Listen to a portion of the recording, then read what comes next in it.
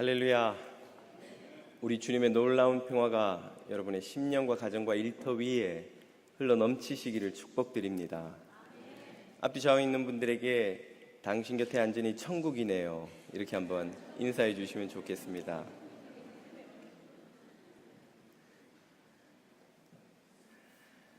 천국 같은 은혜가 여러분의 심령을 또한 가득 채워주시기를 축복드립니다. 오늘 우리에게 주시는 하나님의 말씀은 창세기 38장 6절에서 26절입니다.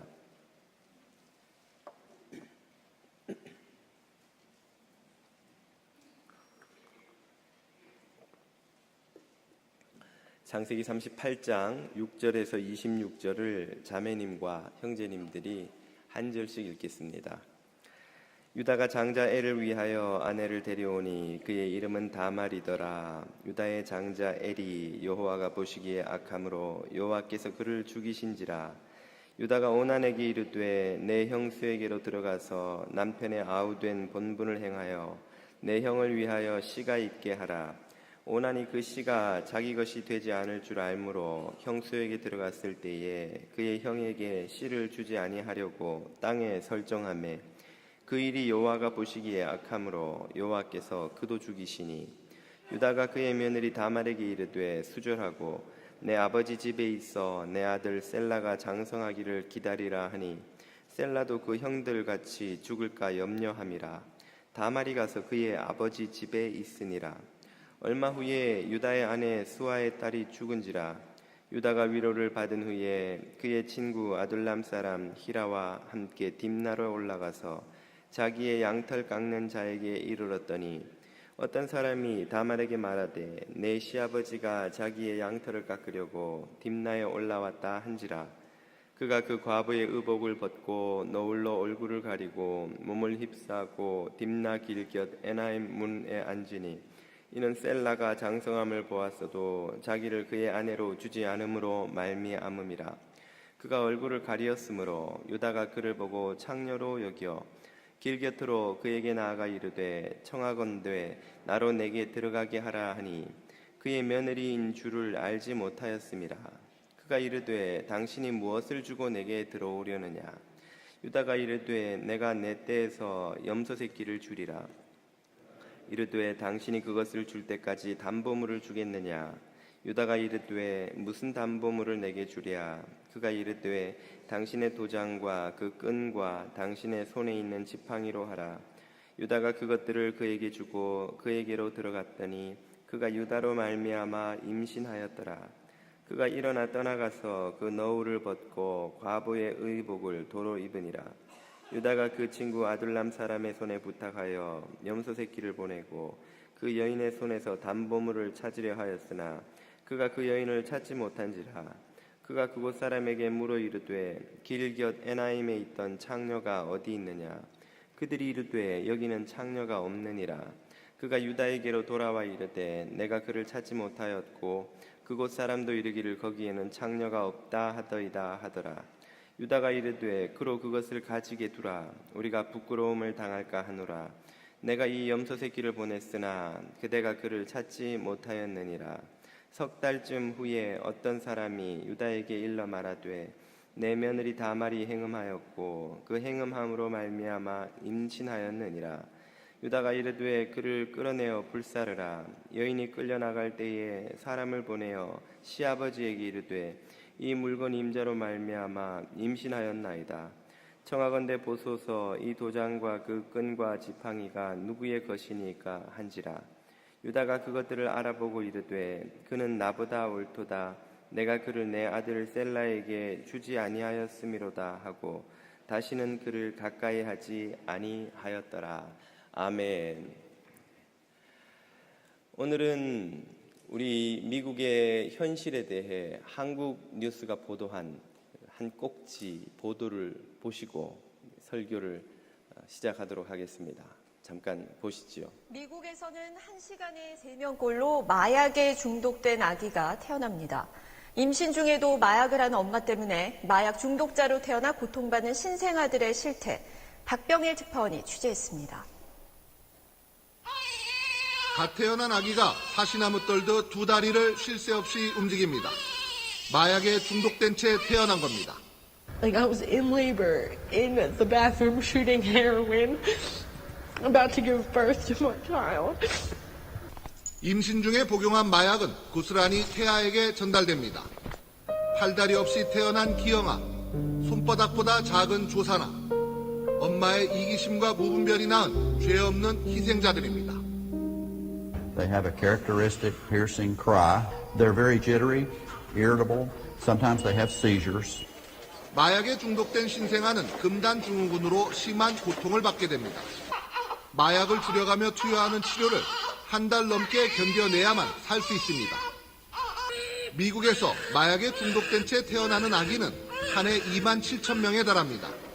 하루 73명, 1시간에 3명꼴입니다. 계속 늘고 있다는 게 더 큰 문제입니다. Heroin or other illicit opiates, but there's certainly an increase in the use of these medications during pregnancy. 특히 최근에는 플레카나 유사 펜타닐 등 $5도 안 되는 저가 마약이 급속히 퍼지면서 마약에 중독된 채 태어나는 신생아도 기하급수적으로 늘고 있습니다. 로스앤젤레스에서 SBS 박병일입니다. 예, 참으로 충격적이고 안타까운 뉴스가 아닐 수 없습니다. 1시간에 3명꼴로 마약에 중독된 아이가 태어난다고 하고 그 수가 계속 더 늘고 있다니 참으로 비극적이지요. 우리가 건강하게 태어나도 인생을 개척해 나가는 일이 쉽지 않은데 마약에 중독된 채 태어난다면 요행이 이 아이들이 살아난다 할지라도 그들의 미래는 얼마나 불투명하고 고통스러운 것이 되겠습니까? 이 아이들이 이렇게 약에 중독되어 태어나는 것이 누구의 죄일까요? 뉴스는 그 어머니들의 이기심과 무분별함을 꼬집습니다. 예, 마땅히 그 어머니들은 비난을 피할 수 없을 것입니다. 그러나 그 어머니들만 비난하는 것으로 우리는 이 무서운 죄의 책임을 다 물었다고 할 수 있는 것일까요? 혹시 우리가 모르고 있는 다른 문제는 없는 것일까요? 이 이미지를 한번 보시기 바랍니다. 2009년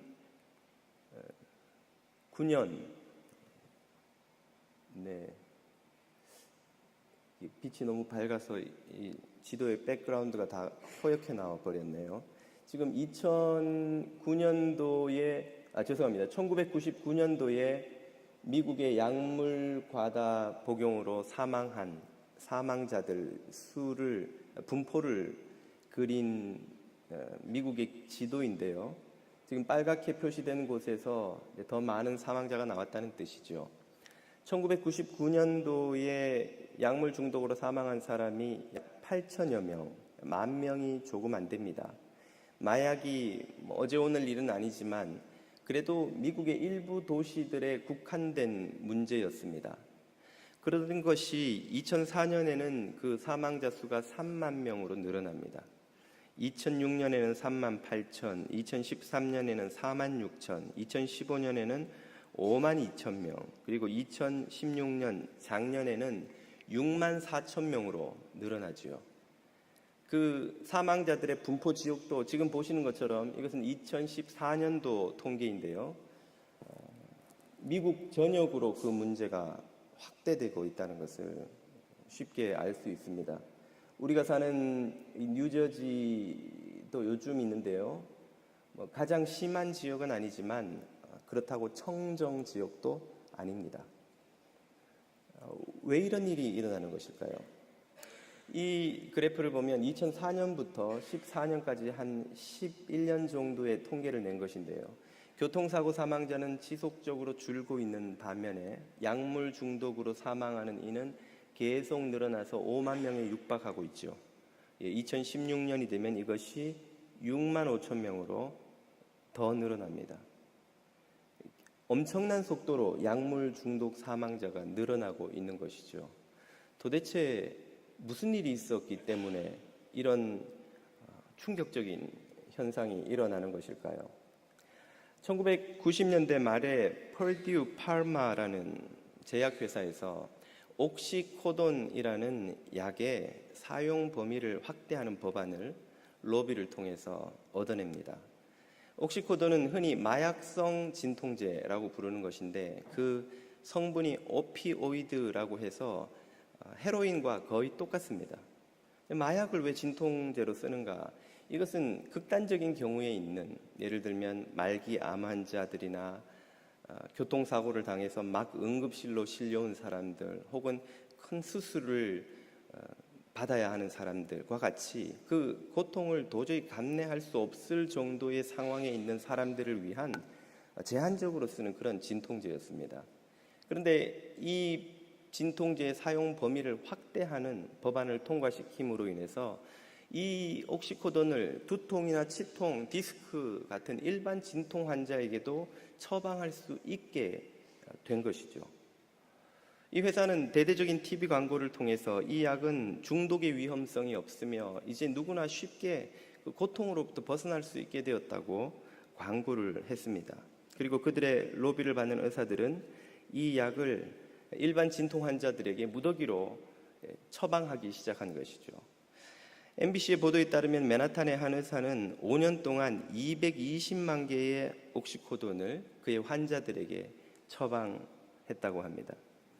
옥시코돈과 유사한데 거의 똑같은데 회사만 다른 아이드로코돈이라는 약이 있습니다. 2011년도에 아이드로코돈이 1억 3천만 정이 처방되었습니다. 한 사람이 하나씩 먹었다고 치면 미국 사람 3명 중에 1명은 이 마약성 진통제를 먹은 것이죠. 그 결과는 무엇일까요? 이웃집 아저씨 아줌마들과 같은 평생 마약이라고는 손에 대본 적도 없던 사람이 두통, 치통 때문에 병원에 갔다가 이 마약성 진통제를 처방받게 되고, 그리고 그것을 복용하다가 자신도 모르게 중독되어 버리고 만 것입니다. 점점 더 많은 마약성 진통제 중독자가 나오고 또 그들이 부작용으로 심지어 사망하는 경우까지 나오면서 엄청난 문제가 발생하기 시작합니다. 물론 그 기간 동안 이 약을 판 회사들은 천문학적인 수입을 올리고 있었던 것이죠. 마약 단속국 등 여러 곳에서 이 약에 대한 경고가 지속적으로 나왔고, 그 결과 2010년도를 넘어서면서 정부와 식품의약국이 이 진통제의 사용 범위를 다시 좁히는 규제안을 내놓아서 다시 예전처럼 규제를 하기 시작했습니다. 그러나 그걸로 문제는 해결되지 않았는데요. 10여 년 이상 이 마약성 진통제를 복용해온 사람들이 이제는 이미 그 약에 중독되어 끊을 수가 없게 된 것이죠. 합법적으로 의사의 처방전을 통해서 이 약을 구할 수 없게 되자 그들은 암시장에서 헤로인을 구입하기 시작합니다. 그리고 헤로인은 계속 쓰면 내성이 생기기 때문에 그보다 더 강한 약을 찾게 되었는데요. 그래서 사람들이 찾게 된 것이 인터넷에서 5불이면 살 수 있다는 펜티넬이라는 마약입니다. 헤로인은 재배한 양귀비로부터 자연 추출한 것인 반면에 이 펜티넬은 그야말로 실험실에서 약품을 섞어서 만든 완전 100% 인공 마약입니다. 효과가 헤로인의 40배로 강력합니다. 그만큼 빨리 중독되고 그만큼 치명적이어서 많은 사망자를 내기 시작한 것이죠. 최근에 뉴욕주 롱아일랜드 카운티를 비롯한 9개 카운티가 19개의 대형 제약회사를 대상으로 이 마약성 진통제 남용에 대한 책임을 물어서 소송을 걸었습니다. 고소를 했지만 우리가 다 예견하다시피 이런 회사들은 큰 돈을 들여 고용한 로펌 변호사들을 통해서 이 상황을 얼마든지 빠져나가겠죠.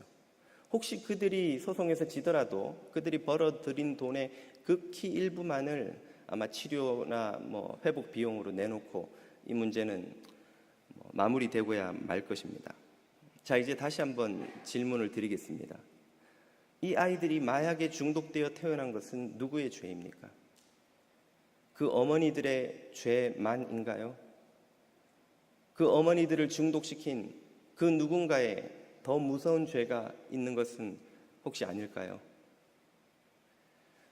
창세기 38장을 읽는 사람들은 좀 의아한 느낌을 가질 수 있습니다. 창세기를 쭉 읽다 보면 아브라함, 이삭, 야곱, 요셉에 이르는 족장들의 이야기가 거대한 강물처럼 아주 자연스럽게 흘러갑니다만 38장에 이르러서 뜬금없이 요셉 이야기에서 툭 삐져나와서 유다의 이야기를 길게 한 장을 다 할애해서 늘어놓습니다.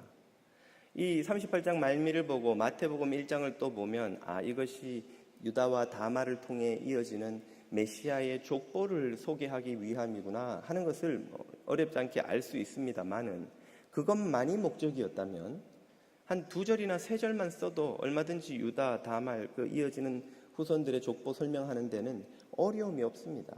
이렇게 긴 자세한 이야기를 풀어놓는 이유가 무엇일까요? 38장을 요약하자면 간단하게 이렇게 정리할 수 있겠습니다.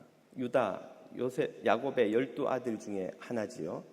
이 유다에게는 3아들이 있었는데 그가 첫째 아들 엘의 아내로 다말이라는 여자를 데려다가 결혼을 시키지요. 그런데 이 첫째 아들 엘이 무슨 내용인지는 모르겠으나 아주 악한 성품, 악한 짓을 하는 아들이었나 봅니다. 그의 악함 때문에 하나님의 심판을 받아 목숨을 잃습니다. 그렇게 되면 고대 근동에는 형사취수제라는 제도가 있었는데요. 그것은 형제 중 한 사람이 아들이 없이 죽으면 다른 형제들이 그 죽은 형제의 아내와 결혼을 해서, 그때는 어차피 일부 일처 제도가 아니니까 또 한 아내가 되는 것이죠. 결혼을 해서 아들을 낳아주는 제도입니다. 그러면 그 아들은 죽은 형제의 족보에 올라가서 대가 끊어지지 않게 하는 것이죠. 이렇게 하는 데는 여러 가지 이유가 있는데 그 첫째는 당시 고대 근동인들은 자녀들을 통해서 자신들의 생명이 계속 이어진다고 믿었기 때문입니다. 만약 아들이 없이 죽어, 그래서 대가 끊어지면 내가 죽음을 넘어설 수 있는 희망이 사라지는 거예요. 우리 조상들도 대가 끊어지는 것을 대단히 큰 문제로 여겼던 것과 참 유사한 경우라고 하겠습니다. 또 하나의 문제가 있는데 그것은 부모의 재산이 오직 남자 아들에게만 상속이 된다는 것이죠. 그러므로 남편이 없는 여자, 과부가 된 여자가 아들이 없으면 아무런 재산을 상속받지를 못합니다. 그 시아버지의 재산을. 그렇게 되면 그의 생계도 막막해질 뿐더러 노후도 대책이 없어지는 것이고, 만약 몸을 의탁할 친정이라도 없는 여자는 그야말로 극빈층으로 떨어져서 그 사회, 그 공동체 내에서 참 가장 비참한 삶을 살 수밖에 없는 것이죠. 이런 현실적인 이유도 함께 있었던 것입니다. 참고로 이제 과부라는 표현을 쓰면 사람들이 남편 잃은 여자를 좀 비하하는 것이 아닐까 하는 오해를 하는데요. 실제로는 그 상황을 가장 존중해서 부르는 용어가 과부입니다. 오히려 미망인이 비하하는 표현인데 사람들이 이걸 종종 반대로 오해를 하는 경우가 있습니다. 아무튼 과부는 그 사회에서 가장 심각한 처지에 놓인 약자였기 때문에 그녀에게 아들을 만들어주는 것은 공동체에 대단히 중요한 의무요, 또 형제들 간의 의무이기도 했던 것이죠. 그래서 유다가 죽은 첫째 아들 대신 둘째 아들 오난을 형수인 다말과 잠자리를 갖게 하고 이제 그 아내가 되도록 한 것이죠. 그런데 이 둘째 오난도 아마 형 못지않게 악하고 이기적인 성품이었던 것 같습니다. 그는 이기적인 목적으로 참 형의 아들을, 자기 아들이 형의 아들이 되는 것이 싫어서 그것을 잘못 행동한 것으로 그 둘째 역시 심판을 받아 목숨을 잃습니다. 첫째, 둘째가 모두 죽고 나자 유다가 생각하기를, 어느 사회나 그렇죠, 문제가 생기면 모든 책임이 약자에게로 다 넘어갑니다. 이 상황에서도 자신의 아들들의 악함 때문에 당한 일을 며느리에게 책임을 돌리는 것이죠. 이 여자 때문에 내 두 아들을 잃었다 생각하고 막내인 셋째 아들 셀라마저 잃으면 어떻게 하는가 염려를 하여서 그녀에게 거짓말을 하지요.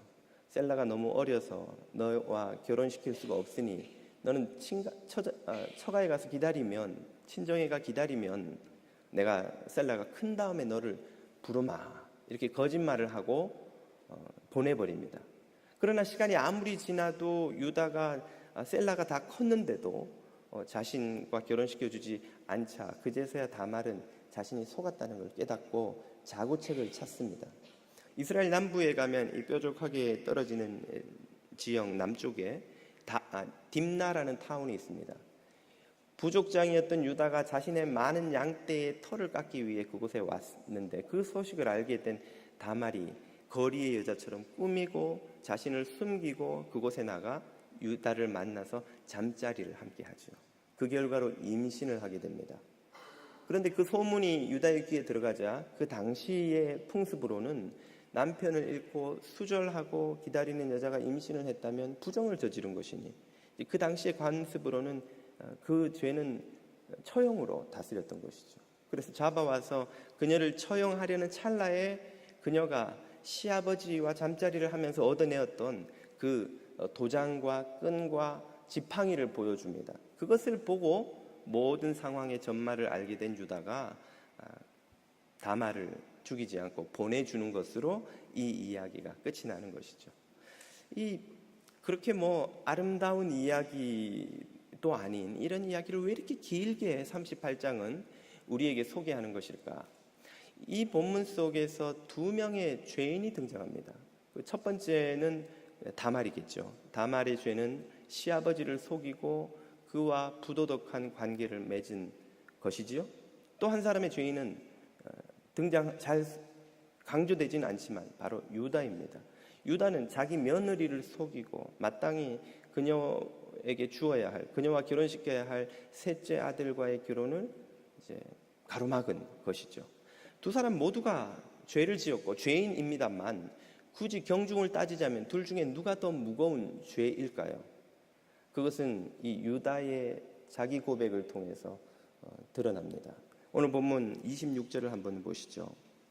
유다가 그것들, 다말이 내미는 증거들이죠. 그것들을 알아보고 이르되 그는 나보다 옳도다. 그 말은 내가 그보다 더 잘못했다 그 말이죠. 내가 더 큰 잘못이 있다. 그가 나보다 더 옳다. 그것을 깨닫고 자신의 죄를 인정합니다. 내가 그를 내 아들 셀라에게 주지 아니하였음이로다. 이게 내 죄다 이 말이에요. 자신의 죄를 인정하고 다말을 살려서 자유롭게 보내줍니다. 그렇게 함으로써 이야기가 끝이 나죠. 자, 여기에서 다말의 죄가 유다의 죄보다 더 작다고 또 유다가 더 크다고 평가된 이유는 무엇입니까? 다말이 시아버지를 속이고 부도덕한 관계를 맺은 것은 분명히 죄임에 틀림없습니다만 그것은 다말이 자신의 생존권을 빼앗긴 희생자로서 불가피한 조치였다는 것을, 다시 말해 정상 참작이 가능한 죄라는 것을 의미하는 것입니다. 다말은 그 사회에서 가장 약자인 여자이면서도 과부였습니다. 그녀는 아무런 자신을 보호할 수단이 없고 유일하게 그를 보호해 줄 수 있는 수단인 아들을 갖는 것이 그 공동체 관습에 의해서 보호되어 있는데 그 권리를 시아버지로부터 뺏긴 것이죠. 시아버지로부터 속임을 당함으로써 빼앗긴 것이죠. 그것을 찾기 위해, 자신의 생존권을 지키기 위해 다말은 어쩔 수 없이 이 잘못을 저지르게 됐다는 것입니다. 굳이 이야기하자면 정상 참작이 가능한 죄, 또 정당 방위로 나섰는데 그것이 선을 넘은 죄라고 할 수 있습니다. 거기에 비해서 유다의 죄는 어떤 죄입니까? 다말이 그 사회의 가장 약자였던 것과 대조적으로 유다는 그 사회의 가장 강자입니다. 유목민 사회에서 절대 권력자인 부족장이죠. 그 부족장으로서의 권세가 있었기 때문에 그는 이 다말의 권리를 빼앗고 그녀의 생존권을 빼앗았음에도 불구하고 오늘 본문을 보면 아무도 유다를 비난하는 이가 없습니다. 똑같이 죄를 지었는데 그 죄 때문에 죽을 뻔한 사람은 누구뿐입니까? 다말뿐이에요. 다말은 자칫 잘못했으면 죽을 뻔했습니다.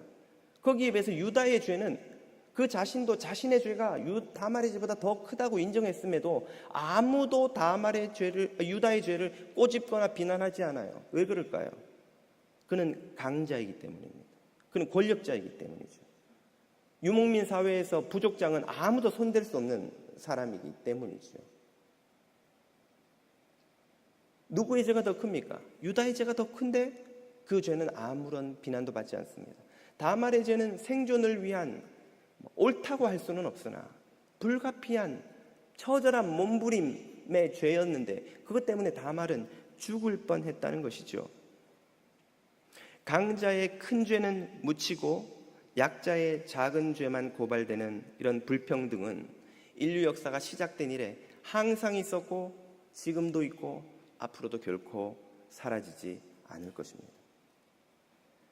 엄마는 비난받고 감옥에 갇히지만 그 엄마들을 중독에 이르게 한 제약회사의 부자들은 궁궐 같은 저택에서 자가용 비행기를 타고 다니며 성공하는 경영의 비밀을 운운하는 강의를 하며 떵떵거리며 살겠지요.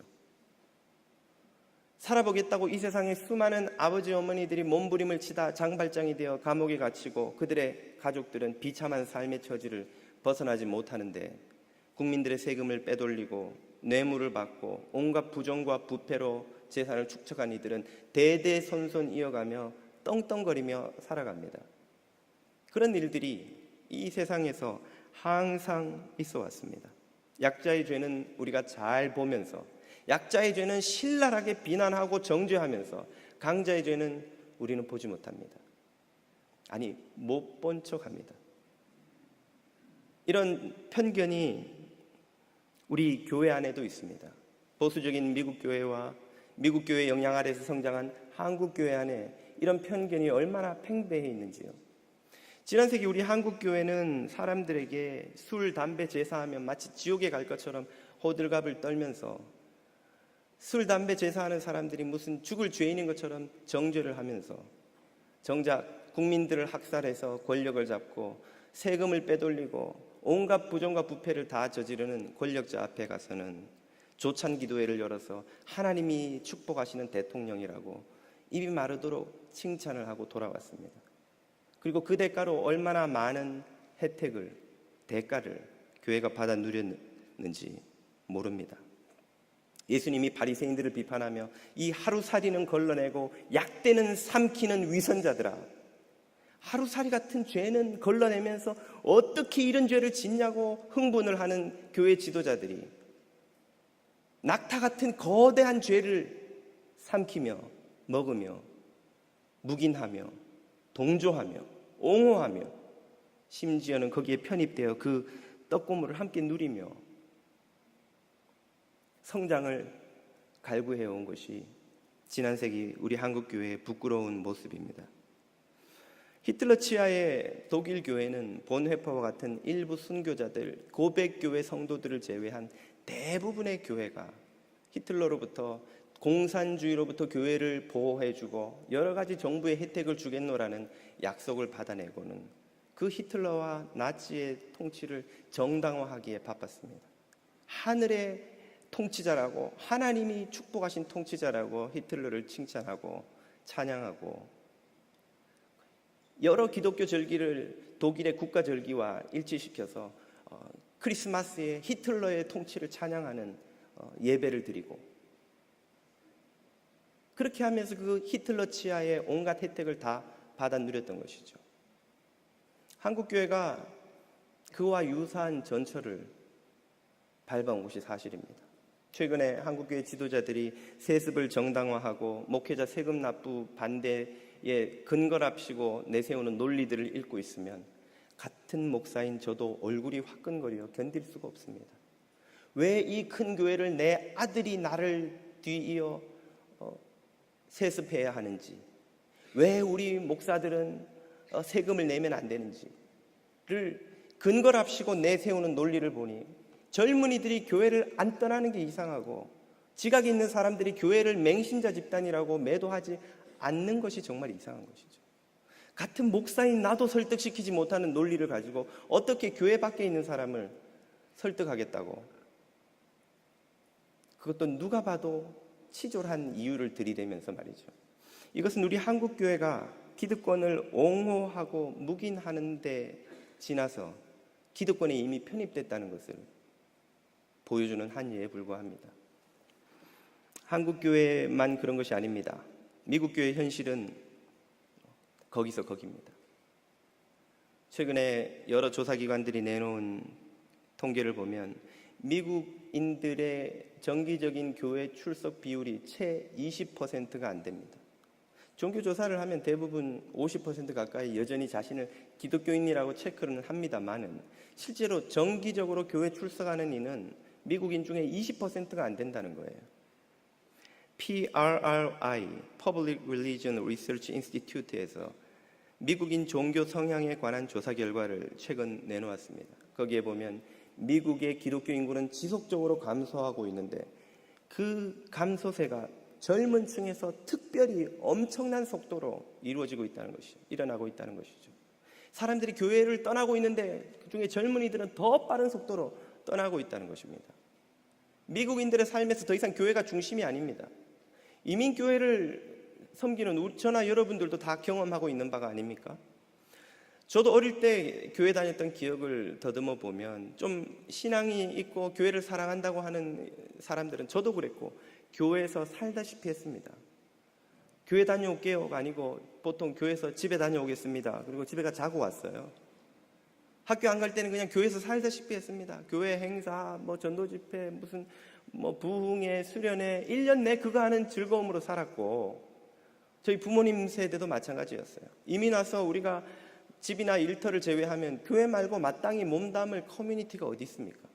자연스럽게 교회가 삶의 중심이 되는 거예요. 그러나 우리의 다음 세대, 젊은이 세대를 한번 여러분 주의 깊게 살펴보십시오. 신앙이 좋다고 하는 젊은이들도 주일 말고 교회 오는 법이 잘 없습니다. 그건 뭘 의미합니까? 그들의 삶에서 교회가 중심이 아니라는 거예요. 더 이상 지난 세대처럼 모든 삶이 교회 중심으로 돌아가고 교회만 해결되면 모든 것이 행복한 그런 세대가 아니라는 것입니다. 생의 대부분을 교회가 아닌 교회 밖에서 보내는 거예요. 가정과 일터와 삶의 복잡다단한 현실 속에서 살아가는 것이죠. 그리고 그런 현실 속에서 마주치는 수많은 문제들에 대해서 교회가 답을 제시해 줘야 되는데 그러지 못하고 있다는 것입니다. 여러분, 예전에는 운동권 학생들이나 몇몇 사람들만 정치에 관심이 있었습니다. 그러나 요즘은 온 국민이 정치 평론가예요. SNS가 발달해서 한국이든 미국이든 선거나 무슨 이슈가 있으면 우리 교회도 정치 평론가들이 많아서 저한테 계속 카톡으로 보내요. 카톡. 그래서 이번에 누가 뭐 했고 누구는 뭐 해야 되고 누구는 뭐 해야 되고 온 국민이 정치 평론가예요. 그런데 교회가 그런 문제들에 대해서 바른 가이드를 제시해 주지 못한다는 것입니다. 자기중심적 복음의 저자 테리 히트는 이런 미국계 교회의 쇠퇴를 지극히 당연한 결과라고 쓰고 있습니다. 지난 40년 동안 미국 복음주의는 여러 가지 방식으로 복음을 전파해 왔는데 그중에 대표적인 것이 TV 전도자들의 부상이에요. 여러분, 이름만 대면 알만한 스타 목사들이 TV에 나와서 대중 복음 전도를 얼마나 많이 했는지 모릅니다. 여러분, 잘 모르시는 분들이 많지만 그들 대부분은 천만장자입니다. 그리고 몇몇 사람은 억만장자입니다. 우리하고 사는 세계가 다른 사람들이에요. 그 사람들이 전한, 그리고 그 사람들의 성공을 따라서 많은 복음주의 교회가 전한 메시지들이 일관되게 개인주의와 물질주의와 보수주의의 신앙을 전파하는 방식으로 편향되어 있었다는 것이죠. 그 결과 교회의 메시지가 실질적 공적 영역에서 의미를 상실해버렸다, 이렇게 쓰고 있습니다. 이게 무슨 말인고 하니 사람들이 교회 가서 듣는 설교를 가지고 자기가 어떻게 살아야 되는지 답을 못 찾는다는 거예요. 죽어서 천국 가는 것이 그렇게 중요한 것이라면 죽기 전에만 가면 되는 거 아닌가? 그런 생각을 젊은이들이 하기 시작했다는 것입니다.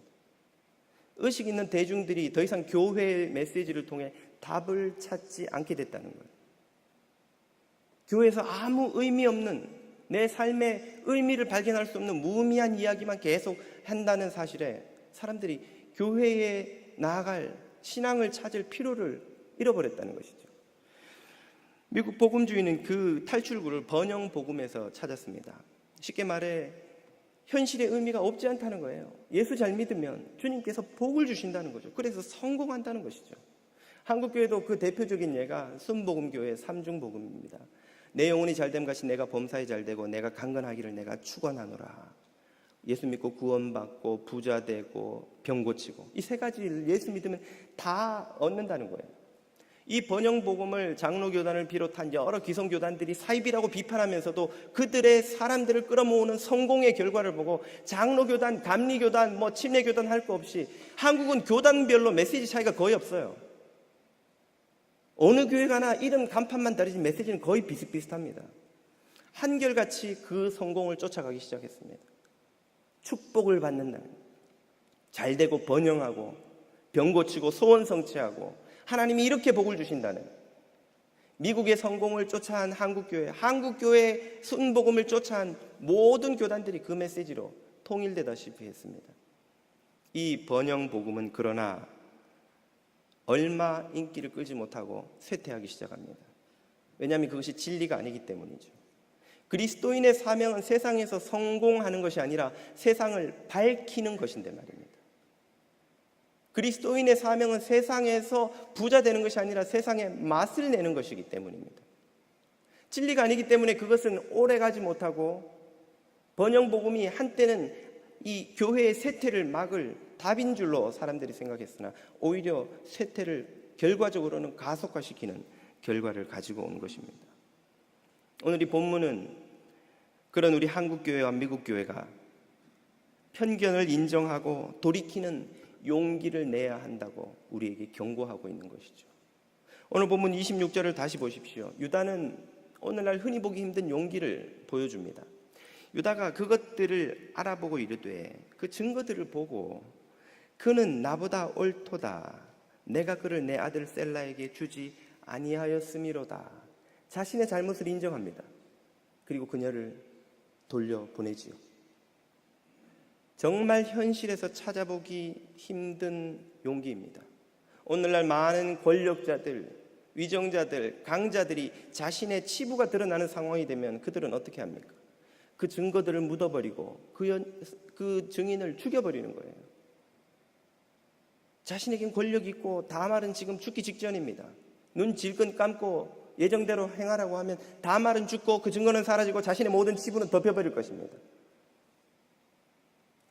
그러나 유다는 자신의 잘못을 인정했습니다. 자신의 잘못의 생생한 증인인 그녀를 살려보냈습니다. 이런 용기가 오늘날 찾아보기 어렵습니다. 권위적인 아버지가 자녀들 앞에서 내가 너희들에게 잘못했노라고, 아빠가 잘못 알고 잘못 배웠고 잘못했노라고 인정하는 것은 대단히 어려운 일입니다. 사장이, 상사가 나의 판단 잘못으로 여러분들이 고통을 당하고 우리 회사가 이렇게 어렵게 되었노라고 인정하는 것은 정말 쉽지 않은 일이죠. 정부가 우리들의 무책임과 과오 때문에 국민 여러분들에게 이런 고통을 끼쳤노라고 인정하는 것은 정말 두려운 일입니다. 잘못하면 자신들의 존폐가 위협당할 수도 있기 때문이죠. 그러나 그런 용기를 내지 못한다면 아버지는 자녀들로부터 사랑을 잃어버릴 것입니다. 상사는 직원들로부터 존경을 잃어버릴 것입니다. 정부는 국민들로부터 신뢰를 잃어버리게 되겠죠. 우리 교회도 마찬가지입니다. 우리 교회가 지난 시절 강자의 죄, 구조적인 죄는 외면하고 모든 문제를 개인의 영역에 가두어 버리고 복음을 소원 성취의 도구로 전락시켜버린 이 과오를 지금이라도 인정하고 깨닫고 돌이키지 않으면 교회는 더 큰 것을 잃어버릴지도 모릅니다. 주님이 촛대를 옮겨버리실지도 모르기 때문이죠. 저와 여러분에게, 그리고 한국교회와 미국교회에 주님께서 이런 용기를 주시기를 기도드립니다. 기도드리겠습니다.